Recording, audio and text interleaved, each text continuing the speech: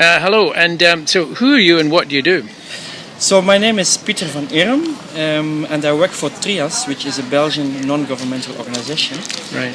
I'm based in Uganda, and we work with six partner organizations, of which 3 are farmers associations. And my job is to advise and to facilitate processes within those farmers associations. So I understand you use solution focus quite a lot in your work. Well, yes, I was actually using solution focus before I knew about solution focused, because we're using a method which is called enabling rural innovation.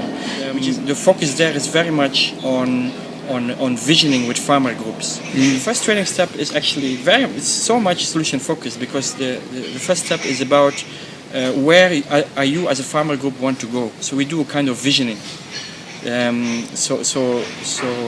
What is your desired future actually?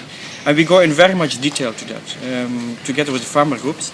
And because we also have many illiterate farmers, we ask farmers to make a big drawing of their desired future. And then you see drawings like, okay, better health environment, maybe better income, markets for their produce, because they produce maize or beans, for example, and then they want to sell it to a buyer. And of course, if they get better income, they get better housing, and they can send their children to school, better clothing, all that. So that all comes very nicely out in the desired future. Then the next step, what we do is we go back to the present situation. And then we focus so much on the resources farmers have. So we spend quite some time on that also, to discuss with farmers, okay, what do you have at the moment which is good for you? So that can be the networking they have, the contacts they already have. It can be maybe some little resources. What are you at? And of course, also problems come out. That's inevitable. So you will see also that they say, oh, you know, we have bad housing, we have bad clothing, all that. We just let them vent also everything of the current situation. But you don't dive into how to make the problem better. No. We definitely not. We don't stimulate problems coming out. We stimulate actually looking at resources.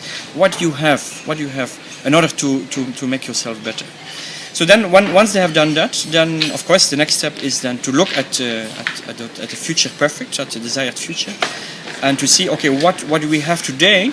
How can we use what we have today in order to move towards? Maybe it's making a small step towards that desired future. How can you use the resources in order to achieve that? So then we have a very simple action planning they do. It's also, we use a lot of drawings also again, things like that. So the different topics, we outline them, and then they fill in small action plans, not big, very small. And then we also ask them to see, okay, after how much time are we going to come back to this? Of course, when they have made their planning, we help them to also achieve their goal. Not by giving handouts, because that is also very important for us.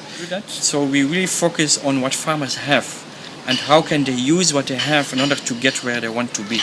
That is extremely important in this method. Of all the things you've learned about these people in their resourcefulness, what advice would you give to organizations? We tend to think that they are not capable. We tend to think in negative terms. They don't have anything. They need to be helped. So we try to focus on what you have, on how can you the little you have. And if you go into the little they have, actually it is not so little as you initially thought. Not only in physical things, but even in capacity, in human capacity, in the knowledge farmers sometimes have. If you really dig into that, you are surprised what comes out of it. Which of these practices and principles would you apply to business? To put people into boxes sometimes. That's what we tend to do. We think that certain people are like that, or certain people are like that. While if you really sit with them and ask about the good things they have and about the resources they have, you are surprised what comes out. What's the one thing that pleases you most in your work? The first time you visit them, you ask, how are you? And then they answer sometimes, for us we are just there. And digging into the resources they have, you see eyes brightening up. You see, okay, after all, I can change my own future. Even with the little I have, I can move forward. And that is a very nice moment. For me, it's giving me the motivation to continue with this work. It's really giving me a lot of motivation.